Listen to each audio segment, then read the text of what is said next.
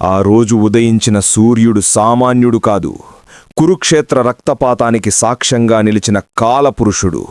లక్షలాది సైన్యం, వేలాది రథాలు, గర్జిస్తున్న గజరాజులు, గుర్రాల కాళ్ల కింద భూమి కంపించిపోతుంటే శంఖనాదాలతో ఆకాశం బద్దలైపోతోంది.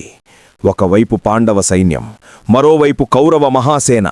కృష్ణ, నా రథాన్ని ఆ రెండు సైన్యాల మధ్యకు తీసుకెళ్ళు. నా ఎదురుగా నిలబడింది ఎవరో నేను చూడాలి. రథం మధ్యలోకి వెళ్ళింది. కాని అక్కడ అర్జునుడు చూసింది శత్రువులను కాదు, తన రక్తాన్ని. తన తాత భీష్ముడు, తన గురువు ద్రోణుడు, తన అన్నదమ్ములు. ఆ క్షణమే మహావీరుడి గుండె ముక్కలయింది. చేతిలోని గాండీవం జారిపోయింది. కృష్ణ, నా వల్ల కాదు. నా వాళ్లనే చంపి ఈ రాజ్యం నాకెందుకు? నేను యుద్ధం చెయ్యలేను అనంటాడు. సరిగ్గా అప్పుడే ఆ పరమాత్మ పెదవులపై ఒక చిన్న చిరునవ్వు మెరిసింది. రథంపైనుంచి శ్రీకృష్ణుడు లేచాడు. అర్జునుడి భ్రమను పటాపంచలు చేస్తూ లోకానికే దిశానిర్దేశం చేసే ఒక మహాజ్ఞానాన్ని మొదలుపెట్టాడు. అదే శ్రీమద్భగవద్గీత.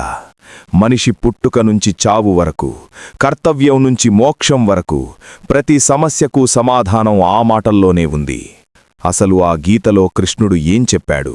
కుప్పకూలిన అర్జునుడు మళ్లీ గాండీవం పట్టి ఎలా విశ్వరూపం చూపించాడు?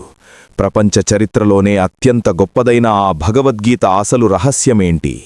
ఇవన్నీ తెలుసుకోవాలంటే ఖచ్చితంగా నెక్స్ట్ ఎపిసోడ్ కోసం వెయిట్ చేయాల్సిందే.